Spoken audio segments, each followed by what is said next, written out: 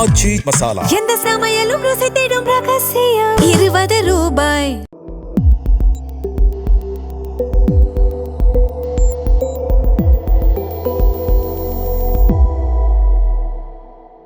Sir வணக்கம்.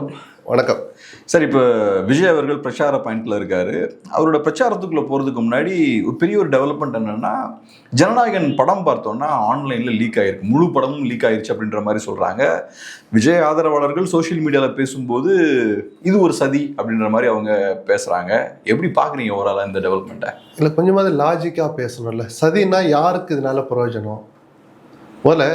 முதல்ல என்ன சொன்னாங்க, இந்த படத்தை வரவிட விடாமல் தடுத்து பிஜேபியும் திமுகவும் சதி செய்கிறது, மத்திய அரசும் மாநில அரசும் கூட்டு சேர்ந்து சதி செய்கிறார்கள், அதற்கு நான் நீதி கேட்டு தான் வர்றேன்னு திருநெல்வேலியில் நினைக்கிறேன் விஜய் பேசினாரா? அவர் சொல்ல வந்த அர்த்தம் என்ன, ஜனநாயகன் படத்தை வெளியிட விடாமல் தடுத்து எனக்கு அநீதி இழைத்திருக்கிறார்கள். அது ஒரு பார்வை. இப்போ என்ன சொல்கிறாங்க, ஆதவர்ஜன் நீங்கள் சோஷியல் மீடியாவில் பேசுகிற கூட விட்டுடுங்க, அது யாரோ ஆர்வத்தோட விவரம் தெரிஞ்சு தெரியாமல் கூட பேசலாம். அந்த கட்சியின் விஜய்க்கு அடுத்த இடத்தில் இருக்கிற ஆதவர்ஜனா 2 பேர் சேர்ந்து தான் ஜனநாயகனை தடுத்தாங்க. இப்போ இந்த 2 பேர் அல்லது இவங்கெல்லாம் சேர்ந்து தான் லீக் பண்ணியிருக்காங்கிறாரு. என்ன சார் அக்கிரமமாக இருக்குது? அது லீக் பண்ணி யாருக்கு என்ன பிரயோஜனம்? 2ல் ஏதாவது ஒன்று தான் நிஜமாக இருக்கணும். ஜனநாயகனை தடுத்தாங்களா, லீக் பண்ணாங்களா? அப்படி என்ன பெரிய இந்த படமா அது? அதை பார்த்து என்ன பண்ண போறீங்க? இந்த திருட்டுத்தனம் தான் நமக்கு பிடிக்க மாட்டேது. பொய் பேசுறது, ஒரு நேர்மை, அரசியலுக்கு நேர்மைக்கு சம்மந்தமாக கொஞ்சமாவது இருக்கணும்ல சார். லாஜிக் இருக்கணும், நேர்மை இருக்கணும். உங்ககிட்ட எதிர்பார்ப்பேன் நான், வேற யார்கிட்ட எதிர்பார்க்க மாட்டேன். ஏன்னா நீங்க எல்லாருக்கும் மாற்றா வந்திருக்கீங்க. தூய சக்தியா இருக்கிற விஜய் கிட்ட குறைஞ்சபட்ச நேர்மை நம்ம எதிர்பார்ப்போமா மாட்டோமா? 2ல் எது நிஜம்னு சொல்லுங்க. நீங்க சொல்லுங்க, அடுத்து அந்த கேள்வி அப்படியே தொடரலாம். ஒருத்தர் ஒரு ஸ்டாண்ட் எடுத்தா ஒன்று இது நிஜமா இருக்கணும், இது நிஜமா இருக்கணும். தடுத்து 2 பேரும் சதி செஞ்சாங்கிறீங்க, லீக் ஆயிடுச்சுன்னா 2 பேரும் சேர்ந்து லீக் பண்ணாங்கிறீங்க. என்ன சார், எனக்கு புரியலையே. யாருக்கு என்ன லாபம்? அப்படி என்ன பெரிய சொல்லக்கூடாத சொல்ல முடியாத கருத்துக்களை சொன்ன அற்புதமான கருத்துக்கள் நிறைந்த படமா அது? என்ன ஒரு 3 மணி நேரம் என்டர்டைன்மெண்ட்டாக இருக்க போகுது. விஜய் படத்தை நானும் ரசிக்கிறவன் தான். அதுக்கு இந்த அரசியலுக்கு என்ன சம்பந்தம்? அதுதான் எனக்கு அதுதான் புரிய மாட்டேது. மெச்சூரிட்டி இல்லைன்னு எவ்வளோ காலத்துக்கு தான் அப்படி மெச்சூரிட்டி இல்லாமல் பேசிகிட்டு இருப்பீங்க? கொஞ்சமாவது உங்களை நீங்கள் வளர்த்துக்க வேணாமா? நீங்கள் இந்த லட்சணத்தில் இருந்தால் அப்புறம் உங்களுக்கு பின்னாடி இருக்க லட்சக்கணக்கான பசங்க இப்படி தான் புத்தி இல்லாமல் தான் இருப்பானுங்க. நல்ல விஷயத்தை கற்றுக் கொடுக்கணும் சார். அப்போது வந்திருக்க வீடியோ இதெல்லாம் யாருக்கு தெரியாதுன்னு நினச்சிக்கிட்டு மக்கள்லாம் முட்டால் நம்ம என்ன வேணாலும் சொல்லலாம்னு நினைக்கிறாங்க. எடிட் ரெஃபரன்ஸ் மார்க்னு ஒன்று. எடிட்டருங்க டைரக்டரை நடிகரை, எல்லா நடிகரும் இல்லை, நல்லா வளர்ந்து பெயர் போன நடிகர்கள், அவங்க சொல்கிறது விரும்பினா இருக்கணும், எடுனா எடுத்துடணும். அந்த இடத்துக்கெல்லாம் விஜய் வந்து பல வருஷம் ஆச்சு. ஸோ அந்த நடிகரை டைரக்டரை பக்கத்தில் வச்சுக்கிட்டு சில நேரங்களில் சினிமா அறிவுள்ள தயாரிப்பாளர் கூட அப்போ இருப்பாங்க, இந்த சீன் இருக்கட்டும்ப்பா நல்லா இருக்குமா, அப்போ உடனே மார்க் பண்ணி வச்சுக்குவார். யார்? எடிட்டர் மார்க் பண்ணார். அதுதான் அந்த எடிட் ரெஃபரன்ஸ் மார்க்னு சொல்கிறாங்க. இந்த மார்க்கோடு அந்த படம் வந்திருக்கு வெளியில். அப்போ இது யார் லீக் பண்ணியிருப்பான்? இந்த படச்சுருள் அல்லது ஒரு பென் டிரைவ்லையோ ஒரு டிஸ்க்லையோ ஏதோ ஒரு அந்த பதிவு செய்யப்பட்ட அந்த கருவியில் பொருள் யார் கையில் இருக்கும் தெரியுமா? ப்ரொடியூசர் கையில் இருக்கும். ஏன்னா அவர் தான் சென்சார் போர்டுக்கு எடுத்துகிட்டு போகணும்னு வைக்கணும். டைரக்டர் கேள்வி கேட்டால் பதில் சொல்லணும், டைரக்டர் கையில் இருக்கும். இதெல்லாம் நீக்குங்கன்னா எடிட்டர் பக்கத்தில் இருந்தால் தான் இதெல்லாம் எடுக்கணுங்க. எடுத்தால் அந்த கோர்வை கண்டினியூட்டி வருவாங்க அப்படின்னு கேட்டால் எடிட்டர் பக்கத்தில் இருக்கணும். விஜய் மாதிரியான பெரிய ஹீரோக்கள் கையில் அதை கொடுப்பாங்க. எல்லா நடிகர் கையிலையும் படத்தை கையில் கொடுத்துட மாட்டாங்க. வளர்ந்து ஒரு நடிகர், சார் நம்ம இங்கே போகுது சென்சாருக்கு, நீங்கள் ஒரு காப்பி வச்சுக்கலாம் கொடுக்க மாட்டாங்க. விஜய்க்கு என்ன பிடிச்சாதான் அது போகும். இதை எடுத்துகிட்டு அனுப்புங்கன்னா அப்படி அந்த அளவுக்கு விஜய் வளர்ந்துட்டார் சினிமாவில். அதை யாரும் மறுக்கலையே. நம்ம அந்த செல்வாக்கு, அந்த திறமை, அந்த நேரம், அந்த ஜாதகம், அது உச்சத்துக்கு போயிட்டாரு. இந்த 4 பேர் கையில் இருக்கிற காப்பி லீக் ஆனா எல்முருகன், உதயநிதி, திமுக, பிஜேபி யார் காதில் பூ சுத்துறீங்க? இதனால இந்த நாட்டுக்கு என்ன பிரயோஜனம்? இல்லை அந்த படம் அந்த ரிலீஸ் பண்ணுறதுக்கு முன்னாடி எங்களுக்கு கூட்டம் நல்லா வந்துச்சு, லீக் ஆன உடனே கூட்டம் காரைக்குடியிலேருந்து தான் கூட்டம் வருது, அதை யாருமே மறுக்கலையே. நம்ம கட்டுக்கடங்காத கூட்டம், கட்டுப்பாடற்ற கூட்டம், நீங்கள் கட்டுப்படுத்த விரும்பாத கூட்டம். இன்னைக்கும் பைக்கில் விழுந்திருக்கான் ஒருத்தர். அக்கிரமா இருக்கு சார். இதுல கவனம் செலுத்த சொல்லுங்க சார். அவங்கள கட்டுப்படுத்த விரும்பலன்றீங்களா? ஆமா சார். இன்னைக்கு இது வரைக்கும் விஜய் என்ன சார் பண்ணிக்கிறாரு?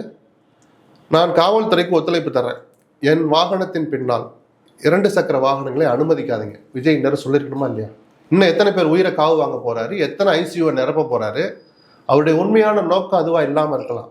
அதுதான் விளைவு. நம்ம போற ஊர்ல எல்லாம் விழுந்து கிடக்குறானுங்களேன்னு ஒரு துளியாவது அவர் கவலைப்பட்டு ஒரு ட்விட்டு போட்டிருக்காரா? அறிக்கை, மேடைகள் அதெல்லாம் வேண்டாம், ஒரு ட்விட்டர். காவல்துறையினரை கட்டுப்படுத்துங்க. சரி, அவங்களா வந்து கட்டுப்படுத்துனா என் தொண்டர்களை தடுக்கிறாங்கன்னு வேற நீலி கண்ணீர் வடிக்கிறீங்க, யாருக்கும் போடாத நிபந்தனைகளை விதிக்கிறீங்கிறீங்க. நான் உண்மையிலே பயமா இருக்கு சார். தவேகா வந்து வளரணும்னு சொன்னவன் நான், ஒரு புதிய வரவு வரட்டும், நல்ல அரசியல் பண்ணட்டும்னு சொன்னவன் நான். இந்த லட்சணத்தை தாவேக்கா இருந்தால் அது வளர்றது தமிழ்நாட்டுக்கு ஆபத்தோன்னு எனக்கு ஒரு நிஜமான தமிழ்நாட்டு பிரஜையா ஒரு தமிழனா எனக்கு ஒரு பயம் இருக்கு சார். ஒரு விஷயம் லாஜிக்கலாக சொன்னீங்க. இப்போ ஒரு கட்சி ஜனநாயகன் படத்தை ரிலீஸ் பண்ண விடாமல் தடுக்கிறாங்கன்னா அவங்களே அந்த படத்தை லீக் பண்ணுறதுல ஒரு லாஜிக்கும் இல்லை அப்படின்ற பாயிண்ட்டை சொன்னீங்க. அப்போ யார் லீக் பண்ணியிருக்க வாய்ப்பு இருக்குன்னு இதை நான் சொல்லட்டுமா? இதை விவாதிக்கிறதுக்கு தகுதி இல்லாத விஷயம் சார். தூக்கி குப்பையில் போடுங்க சார். சீரியஸாகவே சொல்கிறேன், என் பதில் இதுதான். தூக்கி குப்பையில் போடுங்க. இதெல்லாம் ஒரு விஷயமா சார்? நாட்டுக்கு ரொம்ப முக்கியமா சார்? இவனுங்க இஷ்டத்துக்கு எங்கிட்டாவது ஒன்று லீக் பண்ணுவானுங்க. அதில் இப்போ என்ன சார், என்ன சார் வந்ததுலேருந்து தமிழ்நாடே ஒரே கலைபரமாக இருக்குது சார். ஜிடிபி கூட்டிடுச்சு சார், ஜிடிபி இறங்கிடுச்சு சார், சிலிண்டர் விலை கூட்டிடுச்சு சார், பெட்ரோல் விலை ஏன் சார் கேட்குறீங்க? தாறுமாறு ஆயிடுச்சு சார். அந்த 4 காட்சி லீக் ஆகி ஏதாவது சம்மந்தம் இருக்கா? எதுக்கு சார் அதெல்லாம் பேசணும்? அதுக்கு மேலே விவாதிக்க வேண்டாம் சார். நிஜமாவே சில வார்த்தைகளை தாவேக்காவினரை பார்த்து சொன்னபோது நான் அந்த வார்த்தையை பயன்படுத்த மறுத்தேன். இன்னைக்கும் மறுக்கிறேன், இனிமேலும் நான் சொல்ல மாட்டேன். ஆனால் அந்த வார்த்தைக்கு பொருத்தமான மாதிரி தான் எல்லாரும் நடந்துக்கிறாங்க. தொண்டன்ல இருந்து, ரசிகன்ல இருந்து, புத்தியட்ட ரசிகன்ல இருந்து, துணிச்சல் மிக்க விஜய் வரைக்கும். நான் துணிச்சல் இல்லைன்னு சொல்ல, விஜய்க்கு துணிச்சலுக்கு வந்து அரசியலுக்கு வந்தார், அதுல எனக்கு மாற்று கருத்தே கிடையாது. அவர் வரைக்கும் புத்தி இல்லாம இருக்கிறாங்களேன்னு நான் ரொம்ப வருத்தப்பட்டு தான் அந்த வார்த்தைகளை சொல்றேன். என்ன இந்த லட்சணத்துல நீங்க அரசியல் பண்ணுவீங்க? நான் திருப்பி சொல்றேன் சார், லஞ்ச லாவண்யம் ஊழலை விட ரொம்ப ஆபத்தானது இந்த மாதிரி பொதுமக்களை திசை திருப்புறது. அரசியல்வாதிகள் எப்பயாவது ஒன்றை பண்ணுவாங்க, ஒரு விஷயத்துல இருந்து ஒன்றை டைவெர்ட் பண்றதுக்கு ஒன்றை மாற்றி விடுவாங்க. இதே பொழப்பா ஒரு கட்சிக்கு? இதே பொழப்பா? அவர் திசை திருப்புறாருன்னு சொல்றீங்க, உள்நோக்கத்தோட பண்றாருன்னு பாக்குறீங்களா? தெரியலையே, என்ன நோக்கம்னே புரியலையே. பிரச்சாரத்தில் நீங்க என்னென்ன பண்ண போறீங்கன்னு சொல்லுங்க சார். ஆட்சிக்கு வந்தா என்ன பண்ணுவோன்னு சொல்லுங்க. இந்த ஆட்சியினுடைய தவறுகளை சுட்டி காட்டுங்க. மத்திய அரசும் இங்க சேர்ந்து வந்தா, இப்போ இங்க இருக்கிற அரசியலுக்கும் பிஜேபிக்கு என்ன சம்பந்தம்னு கேட்கிறாரு. அது ஒன்றும் நல்ல கருத்து மாதிரி எனக்கு தெரியல. அந்த பிஜேபி அதிமுக தோளில் சுமந்து வருது, தோளில் சவாரி ஏறிட்டு வருதுன்னு திமுக சொல்றாங்க, கூட்டணி அமைச்சு வருது, நம்ம நாகரிகமாவே சொல்லுவோம். அப்ப இந்த பிஜேபி விமர்சிக்கணுமா கூடாதா?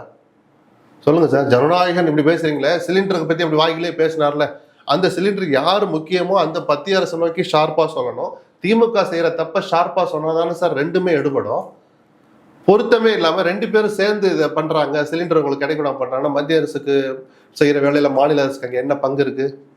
அப்போ ஓரளவு அரசியல் தெரிஞ்சு என்னடா இருந்தாலும் இப்படி பேசுறான்னு நினைப்பாங்களா மாட்டாங்களா? இவங்க மேலேயும் சொல்றதுக்கு 1000 விஷயம் இருக்கு, அவங்க மேல 2 தனித்தனியா பேசணும், கொஞ்சம் ஹோம்ஒர்க் பண்ணணுன்ற அந்த புத்தி அந்த தெளிவு இல்லைன்னா இதுல மட்டும் இவ்வளவு ஷார்ப்பா உட்கார்ந்து பேசுறீங்களே, என்ன அர்த்தம்? அது இது அவ்வளவு பெரிய முக்கியமா? என்னுடைய பணிவான வேண்டுகோள், இதை ஒரு பொருட்டாவே நினைக்க கூடாது ஊடகங்கள், அவ்வளவுதான். சரி, இன்னொரு விஷயமா அவர் பேசுறாரு. என்ன சொல்றாருன்னா, உண்மையான காங்கிரஸ் கட்சி எங்களோட தான் இருக்காங்கன்றதை அவர் சொல்றாரு. சில நாட்களுக்கு முன்னாடி பிரவீன் சக்கரவர்த்தி அவர்கள் பேசும்போது அவருமே தாவேகா கட்சியை பாசிட்டிவா பேசுறாரு, ஒன்றும் குறைச்சலாம் எடை போட்டுற முடியாதுன்னு. இது எப்படி பார்க்க? அவர் சொன்னது ஒரு உண்மைதான். உண்மையான காங்கிரஸ்னு பிரவீன் சக்கரவர்த்தியை நினைத்தால் அந்த பிரவீன் சக்கரவர்த்தி விஜய் பக்கம் தான் இருக்கிறார். இதுக்கு வெக்கப்பட்டு தலை குனிய வேண்டியது பிரவீன் சக்கரவர்த்தி தான், காங்கிரஸ் கட்சி அல்ல. அதிகாரப்பூர்வமாக கிரீஷ் சோடங்கரும் சிவகுமாரும் நாங்கள் மனப்பூர்வமாக திமுகவோட இருக்கிறோம்னு சொன்ன பிறகு அப்படி ஒரு கருத்தை சொல்றாருன்னா அவர் மீன் பண்றது காங்கிரஸ்னா பிரவீன் சக்கரவர்த்தி அப்படி நினைச்சானே அவரோட பேச்சுவார்த்தை நடத்தினாங்க. இந்த லட்சணத்துல திருப்பி அங்கே அந்த வார்த்தையை தான் பயன்படுத்த தோணும். இந்த லட்சணத்துல நீங்க அரசியல் பண்றீங்க, அரசியல் கூட்டணி அரசியல், தேர்தல் அரசியல் டிஸ்கஸ் பண்ணியிருக்கிறீங்க. பிரவீன் சக்கரவர்த்தி தான் காங்கிரஸ்ன்னு எவனோ ஒருத்தன் போய் சொல்லியிருக்கான், அதையும் விஜய் நம்பிக்கிட்டு இருக்கிறார்.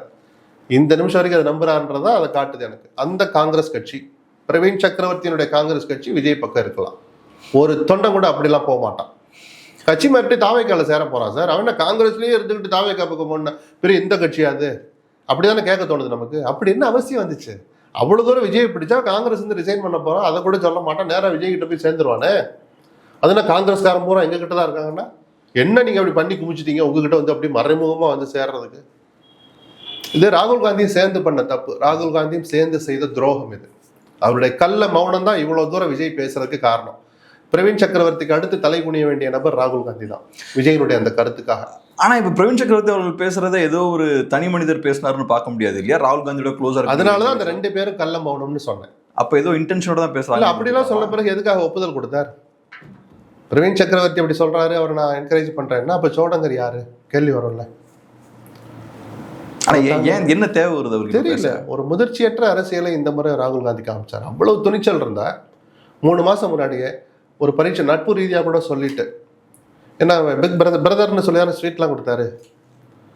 பிரதர் நாங்கள் ஒரு டெஸ்ட் பண்ணி பார்க்குறோம், 89 ஒரு முயற்சி எடுத்தோம், இப்போ டெஸ்ட் பண்ணி பார்க்குறோம், நம்ம நண்பர்களாக பிரிவோன்னு சொல்லிட்டு பிரிஞ்சுட்டு நாங்கள் கூட்டணி விட்டு வெளியேறோம்னு சொல்லியிருந்தா தான் சார் அது நேர்மை. இந்த கள்ள மௌனம்ன்ற வார்த்தையை நான் பயன்படுத்த முடியாதுல, சொன்னால் என்னை கன்னத்தில் அறையலாம்ல நீங்கள். அதை செய்யாமல் கூட்டணி தொடருது, இவ்வளோ அதிக இடம் வேணும்னு கேட்குறது, இந்தந்த தொகுதியெல்லாம் வேணும்னு சண்டை போட்டு எல்லாம் முடிஞ்சு பிரச்சாரம் தொடர்ந்துட்டு இருக்கிற போது இப்படி ஒருத்தர் பேசுகிறாருன்னா பதிலடி நேரம் அகில இந்திய காங்கிரஸ் தலைமையிலேருந்து வந்திருக்கணும். சோடங்கரும் அதிகாரம் மிக்க நபர் தான்.